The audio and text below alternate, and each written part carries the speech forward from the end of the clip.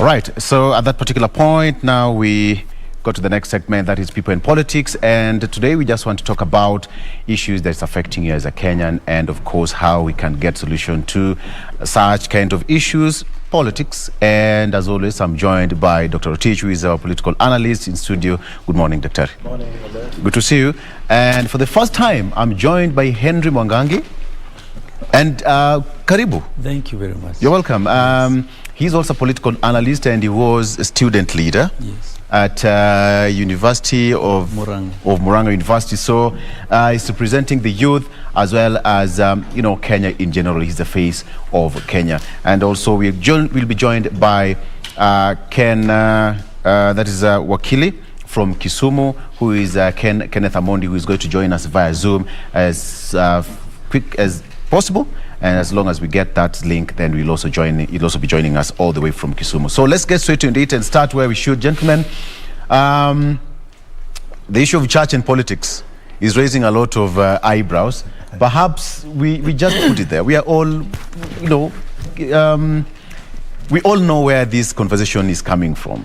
And at some point, it had to create some kind of a heat and a debate. And for the last 2 days or so, I would like us to put a close to this discussion today, at least for now. What is your take on that? Lester Pitt said, you know what, Anglican Church, it's a no-no. But we all know what politicians, who they are, and they take advantage of that position. What's your take on that, Dr. I think, Oloo, good morning again. Karibu. The church and the state are two inseparable beings. And for many years, Oloo, you cannot separate completely the church and the state. And what forms the state are the leadership of the country. So in this case, and what forms the leadership is politics. So that is why we can safely say that the church and the state are two entities which are not separable. So the issue of the church trying to decline to have the politicians in their own churches, I mean, to me, it is a part in a part test, because you see, Oloo, the church is where to run to, the mosque is where to run to, the temples are the places of worship, and these places of worship are meant for all. They are not meant for some few individuals. And how do you treat politicians, Oloo? You treat politicians as sinners. You treat politicians as people who are unworthy to be in the church. I mean, to me, that is actually something that is in part test, and it should not be entertained. I believe the places of worship are places that are open for all. And when a politician goes to a church, he goes to a church to pray, he goes to a church to worship. Those who goes to mosque, those who goes to temples, they go for a specific thing. Yes, if by the way they will speak their politics in the church, and we do also encourage that we have leaders who will be actually coming from the churches, coming from the mosque, coming from the temples. These are people whom I believe they are holy and clean enough to lead the nation.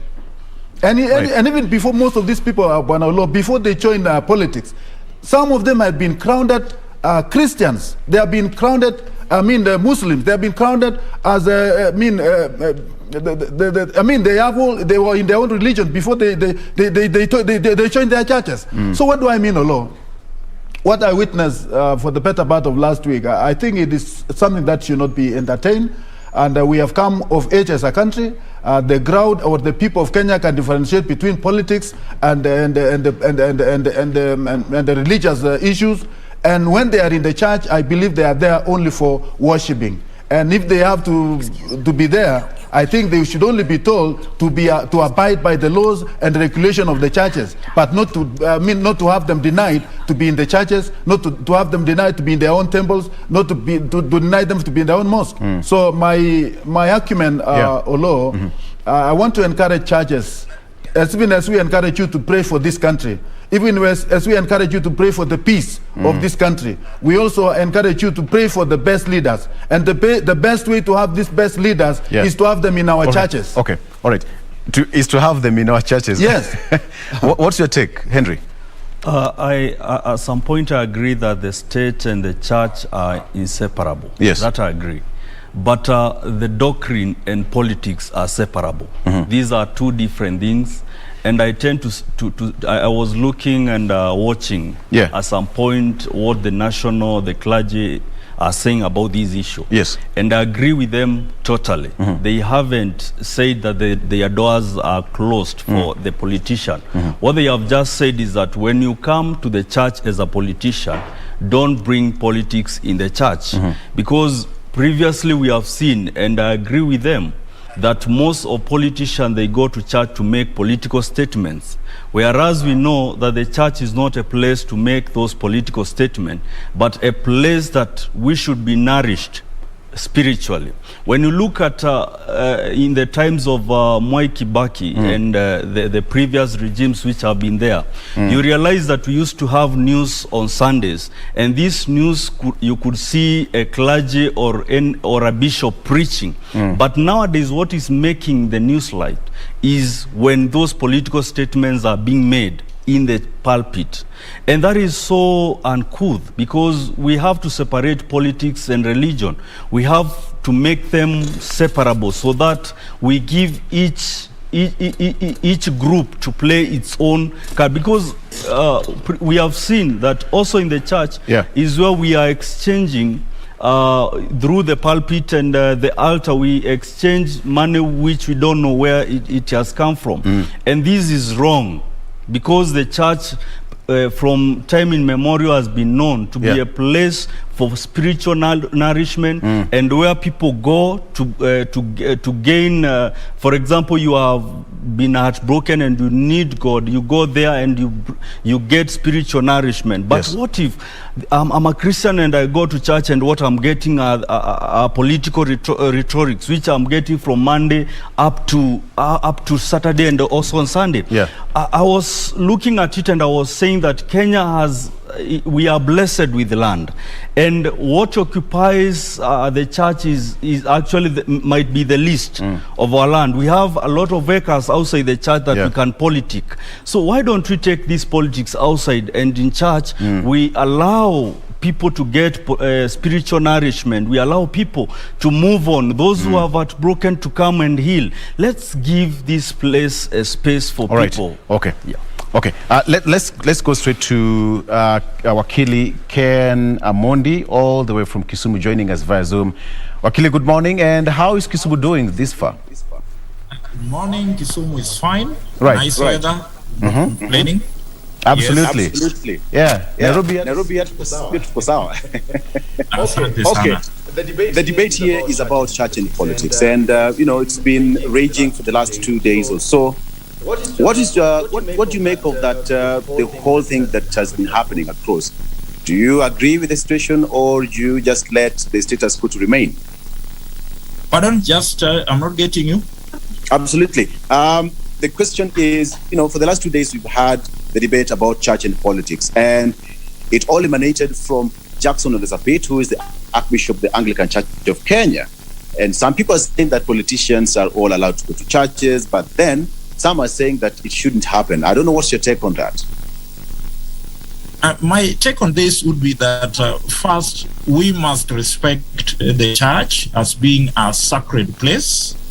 And of course, this behoves upon the pastor in charge, that is the bishops and the pastors, to ensure that they sustain this by avoiding a scenario that is emanating where it seems that the pulpit has been taken over by the politicians. I agree, and indeed you will find that in most instances, look even at the reporting, what comes about when the politicians, when the deputy president and the other politicians attend church functions is not the message that came from the preacher.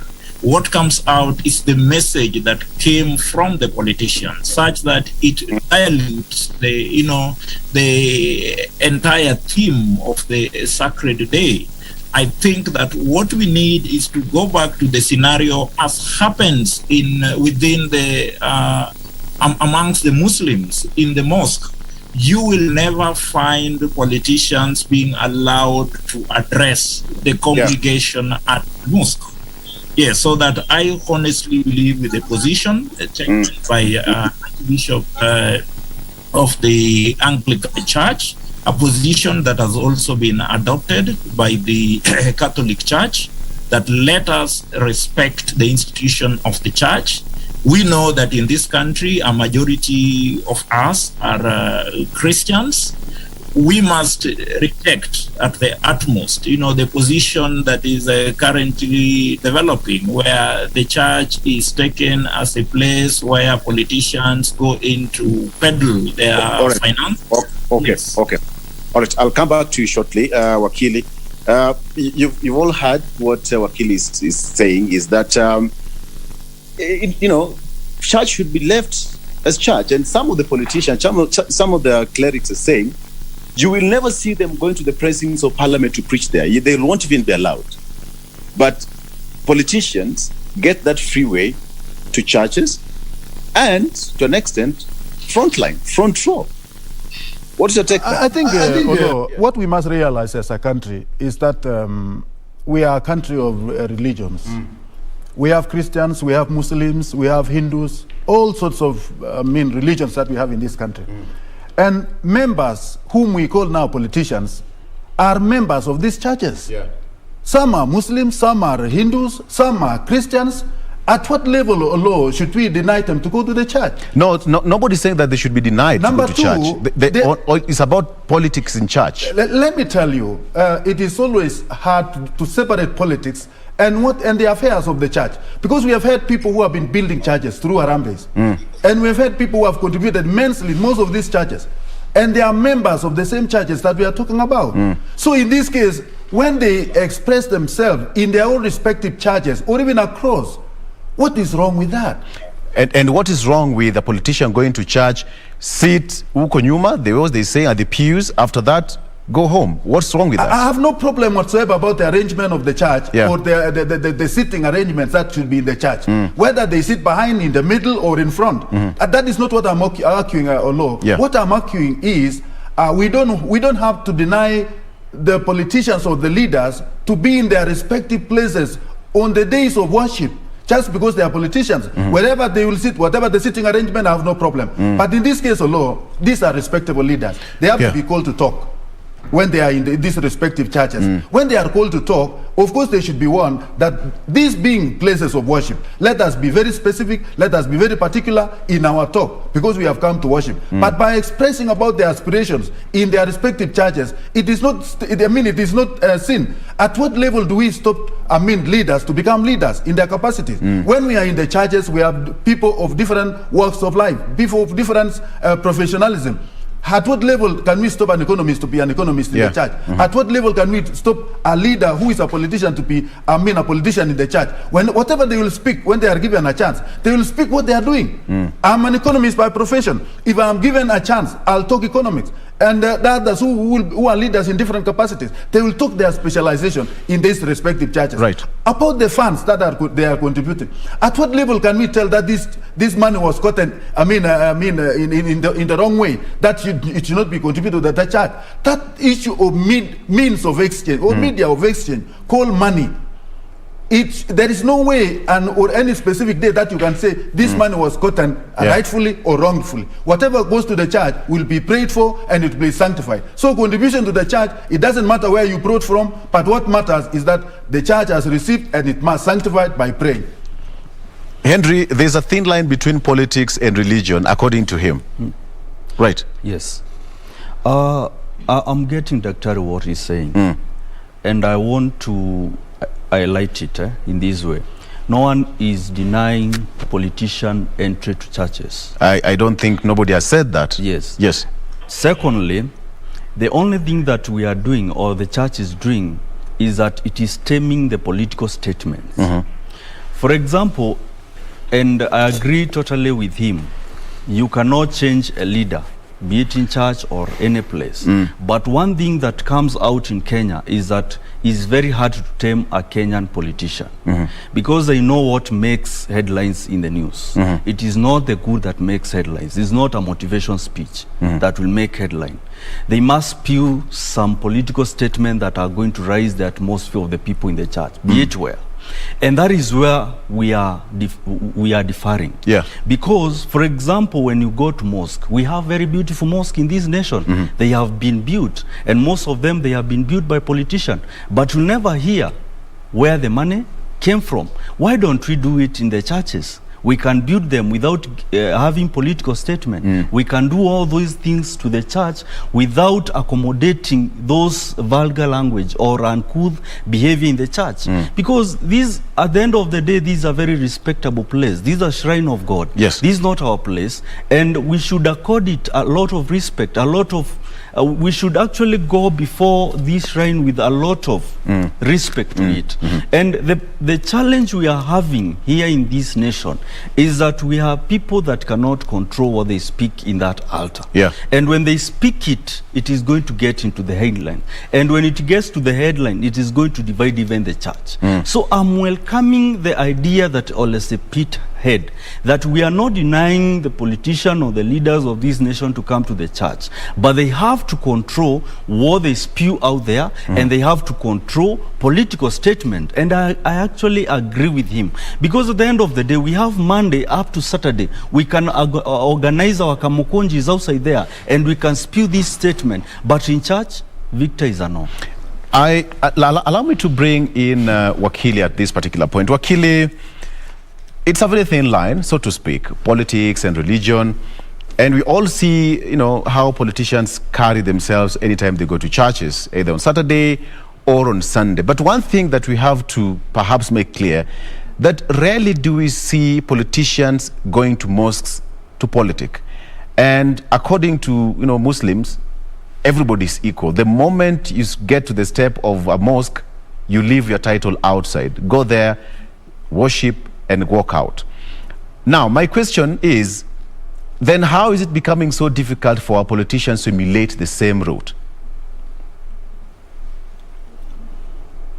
I think this, I would basically blame the church. Yeah. Let me give a personal example. Blame the church. Yes, and I just want to give my own personal examples. You know, there were times when I would go to church, and of course I would be given an opportunity to even address, of course, given maybe my position in the community. And then I recall there was a time I went to some church, and I was called aside by the presiding pastor. And this gentleman told me that, Wakili, you see, Sunday is a day that is meant specifically for God. All the glory on a Sabbath day must go to none other than God. And it is such that the moment a person, a politician, a personality is given an opportunity to address the church, and in such a way that it even clouds, you know, the message that was delivered by the pastor or even the bishop, then there is a sense in which glory now shifts from God and to you as an individual. So that I think that it is upon the clergy to stand their ground. We must respect the sanctity of the church, the same way the Muslims do it.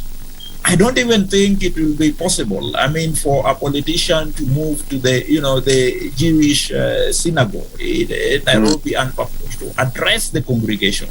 It's unimaginable. That is a sacred ground. And to make matters worse, and I think this has even been promoted so much by the culture of, you know, this the money-mindedness that has engulfed the church so much, because in most instances a politician would come, I also have the money, and of course because I have the money, there has to be, they call it quid pro quo. I give, but I get the coverage by speaking. You understand? Yeah. And then that now comes in the aspect of clouding the message, because you cannot distinguish between the politician and the Christian in you. It's a very thin line. So that I want to agree with what one of my the panelists has said, that look, if you even have to give, as per the Christian doctrine, why don't you just give it silent, like any other person? In any case, it doesn't matter whether you give 10 million or someone else gives $1 million. In the doctrine of Christianity,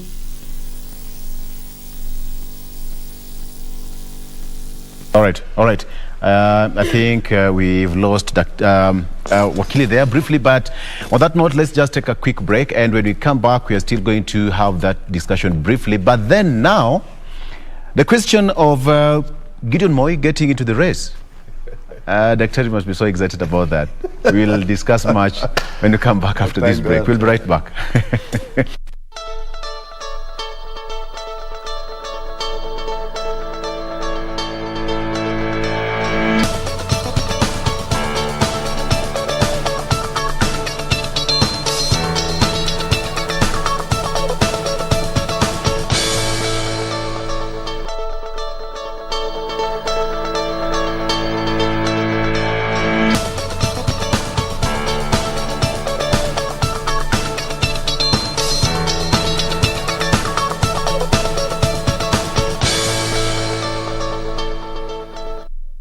And welcome back. If you've just joined us, this is People and Politics, and we've just talked about the issue of church and politics. Just to wrap it up, before we went on a break, Wakili said something that, we have to create that sanctity of our places of worship. Just to bring to a close that discussion, Dr. Some will say that politicians take advantage of churches because they have the quote-unquote the sadaka. What is your take on that as we come to close to that? I think the church or the church leaders should be able to inform the politicians that yes, we are not denying you to come to our churches, but you must follow our doctrines, you must follow our regulations, so that we don't change, you don't usurp the powers of God when you come to the church, so that you don't change the mindset of the worshippers because of your presence. So in this case, I mean, what we need is discipline. Discipline among the politicians, discipline in the church. And I've also seen cases whereby you applaud the politicians until you forget that you are in a worshiping place. So in such a scenario, I think that's what has icked the churches so much. So I long to see a disciplined political atmosphere, so that we also give the churches the sanctity that they deserve and the sacred that they deserve, and we worship together as a nation. We need churches. We will always need churches, not only today, even in future. So with that, in fuel, what we need is just discipline. What I need to interrogate with from you, Henry, is that rarely will you see congregants demanding that so and so lazima onge. It's about the leaders, the church leaders, or the pastor, the presiding bishop, pastor, who is always in control of that microphone. So should we say that we blame the church leaders, not the congregants? Because if you give a politician a microphone, they will run away with it. We all know that. Of course, the clergy should carry the blame, because as fast they are the people who will come. And when you are a visitor, you play by the rules of the game. And if, for example, you find a clergy who is so enticing because they need something from that politician, they won't mind whatever the politician will speak in that pulpit. And that is where the problem is. The clergy, they must be disciplined. They must know that at the end of the day, we are leading a great group to another destination. And they must know that even the leaders are in that group. They must treat all these people equally. And at the end of the day, you'll find us having a very conducive environment in Kenya, because we are in a nation that we used to have very good people. Nzeki were there. They used to come in and tell politicians, you people, you are doing this wrong. But currently, they cannot even poke their fingers to politics, because they know they are inside the politics. Because we really need a clergy that is going to see injustices happening in the nation, and they speak about them. We need to see a clergy that stands out to say that this is wrong and this is right. But currently, they cannot say it because they are already in politics. That is, when the time will separate the politics and the church, then I can assure you, Victor, things are going to move smoothly. Things will move smoothly. Wakili, let me get your final word on this one. Are we likely to see any change of behavior? The Anglican Church of Kenya took the lead. Catholics also same direction. what about other denominations? Are we likely to see a change moving forward? Moving forward? What I want to say is that the entire Christian denomination in Kenya must follow the lead that has been taken up by the Catholic and the Anglican Church. I am aware that my church, CITAM, also does the same. We must live in the belief that first and foremost, it is not individuals per se or the politicians who in the end of the day will build the churches through their contribution. We must believe, like the Muslims, that, the church is the house of God. And so it is God that provides, not an individual. So we must first and foremost protect the sanctity, the integrity of the pulpit. So the entire Christian fraternity must follow the path that has been, set by the Anglican and the Catholic Church. And I mean all the Christian churches. So that then we can bring more sanctity to our faith. I mean, we are turning into a laughing stock, the commercialization of the church, because that is essentially what it is. When a politician goes to the church, he is seen as the source, the solution to all the problems that the church has in terms of buildings, construction, name it. And you see, that must come to an end. We are turning God into a demigod. That is the picture that we are sending, which is very wrong. Thank you for that, Dr. Wakili. Okay, I almost said Daktari. I think because Daktari is here with me direct. Okay, let's just get into our next discussion here. Kanu Chairman Gideon Moi, who is also the Baringo Senator, is most likely going for the top seat come 2022. And we all know where his stand is among the dignitaries and among the members of One Kenya Alliance. Daktari, let me start with you. There must be a looming battle in the rift between Gideon Moi and the Deputy President, William Ruto. Oloo, I think that to me is, Oloo, is an illusion. An illusion? That is neither here nor there. Why do you say so? Why I'm saying so, Oloo, Rift Valley has come of age, and William Ruto is so entrenched in the politics of Rift Valley and the leadership as it is now, that it will be very, very difficult and even suicidal for anybody to think that there will be somebody else. Suicidal is a heavy word. Suicidal is a heavy word. I must explain that yes, Oloo. As even maturity of those people who were perceived to be singing a different line away from Ruto, I mean political lineup, they have forced themselves to come back. Some of them declared recently, you have heard of Mheshimiwa Kutuny saying that he will support Ruto come 2022. There are those other people like Eter, Nandi, they are coming back. And these are people who are so close to Honorable Gideon Moi. Yeah. So in this case, why I say suicidal I mean political suicidal. Yeah. For those people who are eyeing to be members of parliament, those people who are eyeing to be MCAs, those people who are eyeing for women, those people who are eyeing for any political seats within Rift Valley as of today, if they sing a different tune away from William Ruto, it will be suicidal. He may not get anywhere. So in this case, informing that Gideon may make any impact by entering into this political race of 2022 as a presidential candidate, I can say it is neither here nor there, because it will not be. What do you make of that?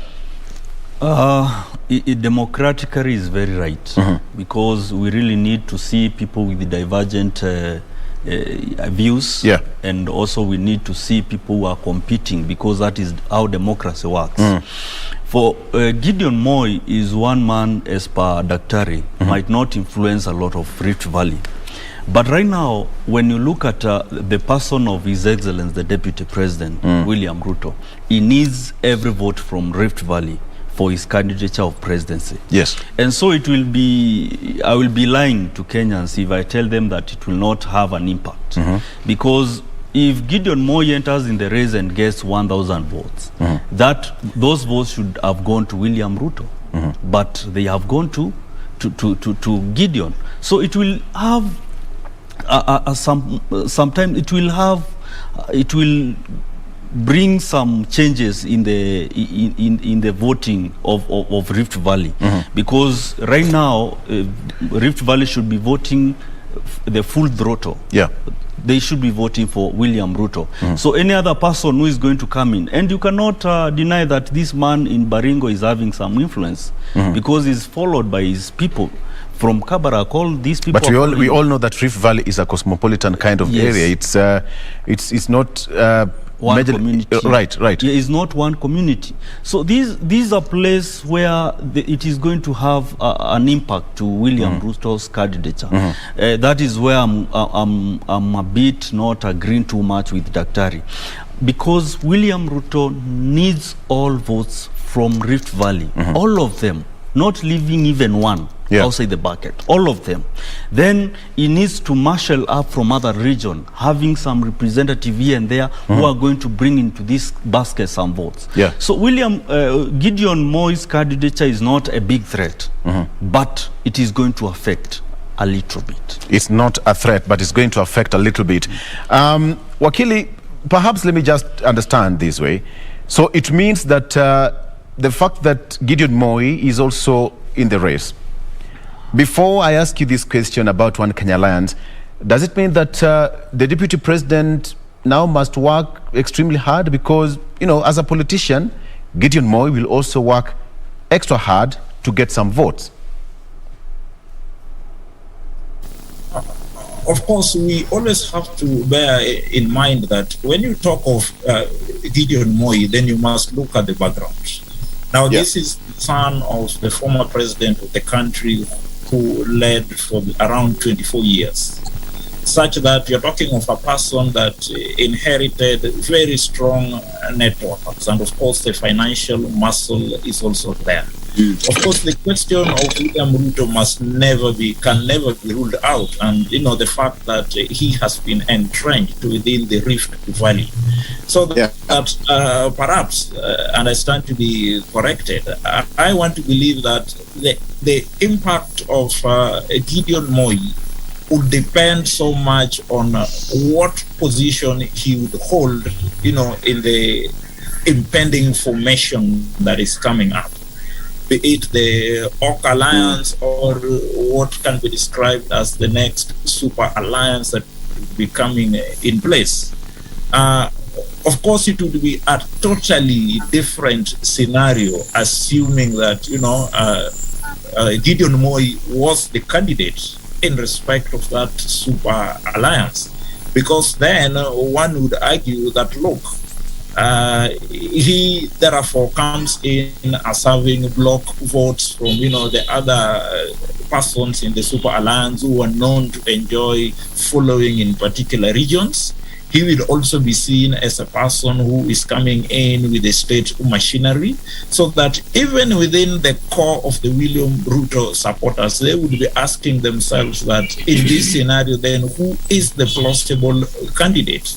So that I would want to say that this is a question that would best be addressed at the appropriate time when the formations would have been properly in place, and then we shall be in a position to see and interrogate Gideon Moi's position within that context, because that would determine the pattern of voting even within the Rift Valley. I think it will be still a little bit early to say how things will be shaped when we are not sure of Gideon Moi's role in the formation, or rather the super alliance that we would expect will be in place 3 or something months to the election. Okay. Doctor, so what next for One Kenya Alliance? Oloo, I think what we are looking at the moment, Kenya Alliance seems to be losing the balance, because there are a lot of bickerings among themselves. Yeah. You look at it yesterday, Oloo, the people behind Kalonzo Musyoka, at first they were saying that Kalonzo, you don't have to go for anything less than the presidential the top seat. Yes. And then recently they have relaxed the muscle and say, yes, Kalonzo, you can go for any bid. So long as the One Kenya Alliance, you are united. We have Mudavadi, we have Gideon Moi, we have Wetangula. Whoever comes up, we will support. But one thing that they denied him is that you will not support Right Honorable Raila Odinga as a deputy president. So that is what they refused. And also going by this information, Oloo, you look at Gideon eyeing for the position number 1 as the president. Mudavadi also has stamped the same. And going by the same, if all of them are eyeing for the position of the presidency, it means that, the president, it means that things may not be very well with them. And earlier on, Oloo, we had discussed this thing, or rather analyzed these things, and we are looking at it that come 2022, we have 2 main contenders for this position. His Excellency, the Deputy President, and Right Honorable Raila Odinga. So all these characters that are surrounding or eyeing for the same position may end up actually dispersing into these particular groupings. That one of Right Honorable Raila, that one of Deputy President. And in this case, when you look at it, Oloo, politics of this country has been on all this time, the last 4 years down the line. And the trend and the position is already shaped up. Yes, the Right Honorable Raila Odinga is yet to declare his candidature. But there are all indications that he's going to contest because he's in a very good position to contest for the top seat. And going by that, it means they will be eyeing the same position and the same strength with the deputy president. So these other alliances will just come. I honor what came up out of the yesterday's meeting with Mount Kenya leadership, where they came up and said that we are eyeing for slot number 2 in the land, the deputy president. They were so realistic that, yes, having had the president all this time long, I think we should not miss to deputize whoever comes on their way. And they are having actually their chances open for all of those who are actually contesting. So in this case, they were being realistic in the sense that they are eyeing for what is possible. And of course, you find most of the hula-loo about the singing about the future deputy president. So most of these guys are looking at Mount Kenya for the number 2 slot. And we were discussing with you last that we were also eyeing that if it will be very possible, let us have this time a lady being the deputy president of the Republic of Kenya. But that is still our prayer. That will be interesting. And I don't know whether you are trying to allude to something that I'm trying to imagine. Anyway, that is something that we'll discuss off camera. Why not me? Why not me? You see, Oloo, they have been... You'll answer that briefly. Thank you. Let me come to you, Henry. One Kenya Alliance now seems to be disintegrated as he speaks, because now we have got Gideon Moi here. What's the future of OKA? One thing, when there was this Zulabo of going to Naivasha from OKA leaders, there is something I said, that OKA is like that football team that goes in the field without a ball and without a captain. And they meet a team that is very ready, with the balls. They give them their ball, they play. At the end of the day, they score, the better team scored, and they go home complaining. The OKA team has a supremacy battle lineage. The 4 or 5 guys who meet and sit down, they cannot agree on one thing because everybody wants it. When you look at Eastern, Kalonzo comes in the table saying that he has numbers. Same to Wetangula and other Mudavadi, and even Gideon Moi with even his 1,000 or 2,000. He comes on the table saying that I have numbers. It can't be 1,000, 2,000. That's exaggeration. Actually, Gideon Moi has votes. Gideon Moi has votes, and on his behalf, I think we just have to demystify that. No. Yes, no. He has votes. Yes. Let's agree. But each of the 4 OKA candidates, they have votes as per se. But at the end of the day, I want to agree with the Daktari that they are coming in a field where we have 2 gentlemen. 2 gentlemen who are complete politicians, who have traversed this nation well. They know every corner of this nation, and they know how to talk with people. And so OKA is trying to come up with somebody who is going to at least come out with that national outlook like the two guys, which to me they cannot get. Because to me, the four guys, they cannot reach the point, the Right Honorable Raila Odinga and His Excellency the Perhaps Deputy President. It's just a strategy. Which, I agree with the Daktari, at the end of the day, they are going to disintegrate. And what is going to happen is that all of them, because they don't want to be left outside politics, they are going to go to the two people. You are going to see some going to Right Honorable Raila and others going to His Excellency the Deputy President. And at the end of the day, Oka will be dead. Wow. Wakili, at the end of the day, Oka will be dead. That's according to Henry here. Do you buy the same sentiments? For me, perhaps strategy. just a strategy. There are politicians that they know what they're doing. You see, if you look at Oka, you realize that Oka, the Oka spirit was premised on the belief and the assumption that in the end of the day, a candidate emanating from that formation would have the backing of what I call the system, or for that matter, President Uhuru Muigai Kenyatta. Such that, I mean, having realized that in the end of the day, the president and maybe his system, having done their own research, are convinced that, you know, there is no much viability amongst the three Oka principles. I tend to believe that it is at that point when Oka died a natural death. And as a matter of fact, and time will tell that, I know that in the end of the day, if you look at the base of the Oka principles, start with someone like Kalonzo Musyoka. His base has, in the last three also elections, precisely two, been gravitating around the former Prime Minister. And there is all the likelihood that at the end of the day, there shall be an arrangement. One way or will have this team, you know, move along the line with the former Prime Minister. The same would be said of the Amani leader Musalia Mudavadi, whose base traditionally has been voting for the Prime Minister for one reason or another, be it historical and name it, so that it would be easier for that base to gravitate around a formation led by the Prime Minister other than the Deputy President.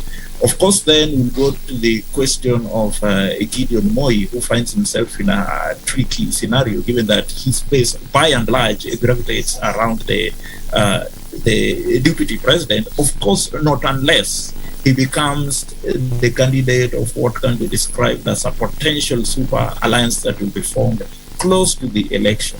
So that, as it stands, truth be told, and given the history of our nation, ordinarily we go to elections in two major formations.